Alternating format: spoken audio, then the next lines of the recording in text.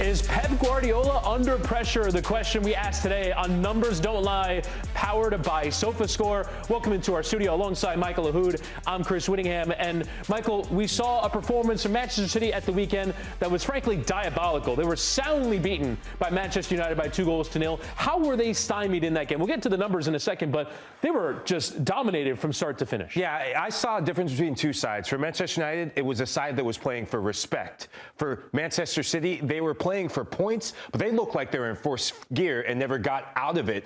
And the big thing I saw was in the midfield. I think the jury's out. If you can get after that midfield, you get after Pep, and the pressure, rightfully so, is put under him. And if you want to get involved, please do so in the YouTube comments section and answer our question. Is Pep Guardiola under pressure? What has gone wrong for this City side? And this is what the numbers look like at the weekend. You can see a statistical domination in terms of expected goals, in terms of the scoreline, in terms of shots.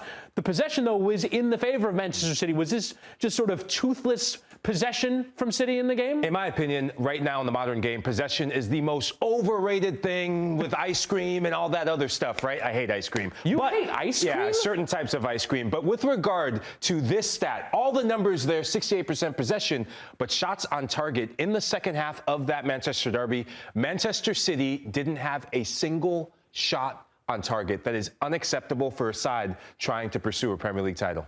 Yeah, it was absolutely horrendous in the game. You look at the expected goals. In terms of individual games, this is among the worst performances that we've seen from City in the last few seasons. If you go back to previous Manchester derbies at Old Trafford, there seems to be a house of horrors in recent times. There was a 0-0 draw, a 2-1 defeat back in 2023. But you see, in terms of this performance at the weekend, the worst for close to 4 years from Manchester City. So we're trying to dig into the reasons why. What has happened here for this team that has added a ton of talent? We'll get to the money spent in a second, but they've got some pretty solid players up front. What is it about the chemistry that just isn't working here as you look at these performances? It's 2 goals and 3 points over their last 4 games in the Prem. Unfortunately for Manchester City, I think we're seeing the ramifications still of not having Julian Alvarez. The question I've always had is, who's going to get you goals if Erling Haaland, God forbid, Witty, doesn't score week in and week out? And we're starting to see this. I mean, players that were stepping up, like your Phil Fodens and your Jeremy Doku's, they haven't been scoring goals, right,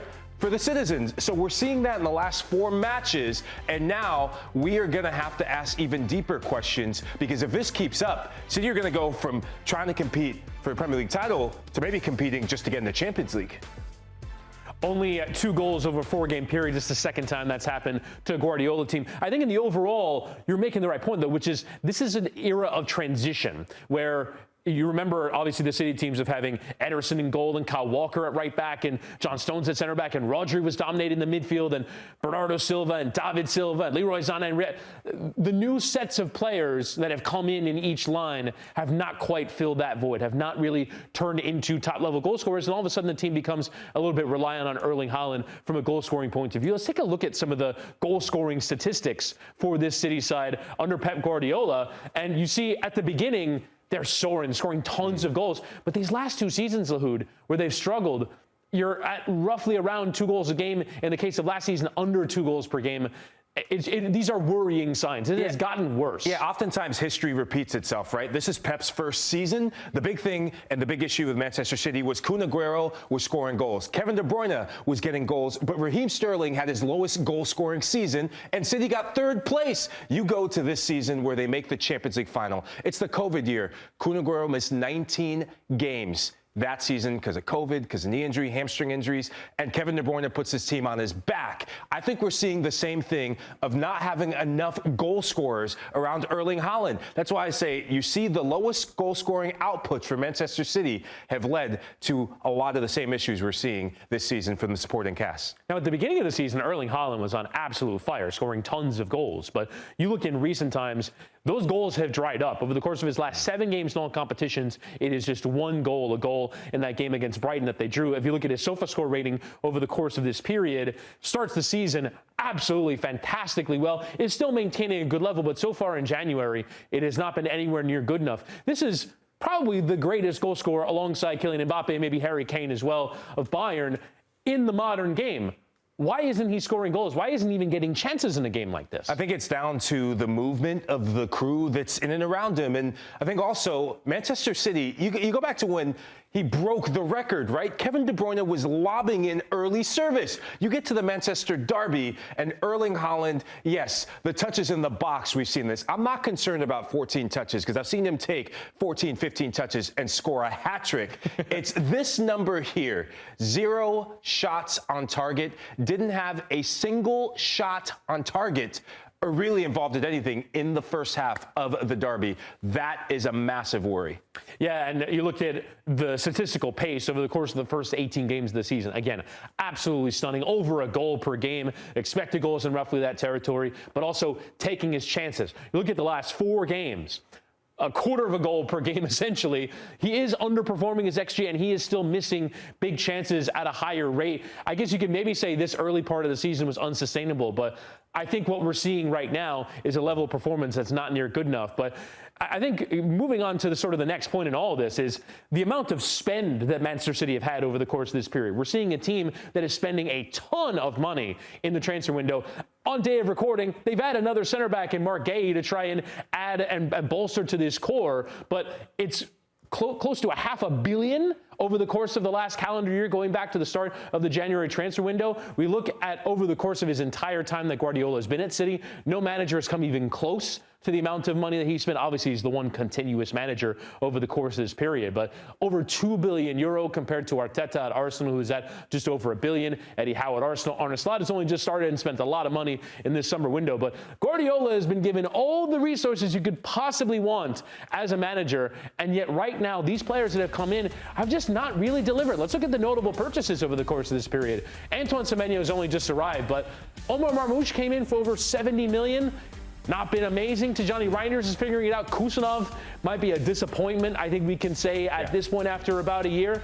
You just go on down the line, Lahoud. These are new players that have come in that are meant to become the next core of this City side, and they aren't really delivering. I think Manchester City used to rule the transfer market in putting things on their terms, but I see a lot of panic buys for the citizens. The January window before, you get Marmoush because it's a panic buy. I mean, the only player that I could say on this roster in terms of new buys is twofold. Mark Gahey is going to be revolutionary for the City backline. That's one of the coups in the modern Premier League era under Guardiola. And Ryan Cherki is a generational talent, and I thought Najee Coker said it really well. He will be one of the names we talk about as a future Ballon d'Or candidate. But of these others, I mean, a lot of questions about, are they Manchester City players?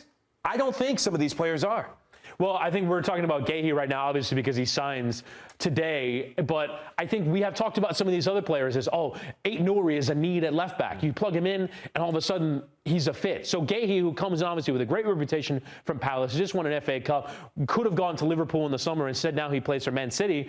And I think you could say what you just said, which is he'll be revolutionary for this team. But this is still a team that's turning over from John Stones, from Ruben Diaz, from all of the high-level center backs that they've had. Do you think he's ready to carry the mantle, and how much do you think he could affect near-term results? Could he step right into the team and change things? It comes in right now at one of the best times. I think Mark Gahey could step into any team in the Premier League outside of Arsenal, right? They have the best 2 center-back pairings in world football. I mean, he's England's best defender, and we're going to see that at the World Cup next summer. Leadership is a big thing, and right now, City need a massive leader at the back and in that locker room. I think that's him.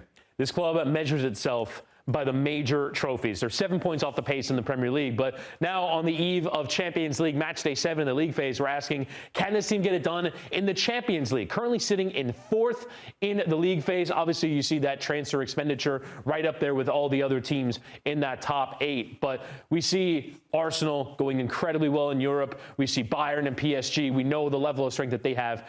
Do you think this City side, as currently constituted, the team we're watching right now, can win a major trophy this year? And if they can't, how big of an indictment is that on Guardiola? Look, I find it hard to bet against Pep Guardiola because of what he's done. And I find it hard to believe that Manchester City may not win a single trophy, but that's exactly what I'm saying. I don't think Man City wins a single trophy this season. Should they meet Arsenal in the Carabao Cup final, they take a 2-0 lead on aggregate, they'll get hammered because of what they're playing and how they're playing and the deficiencies in midfield and the lack of goals around Haaland.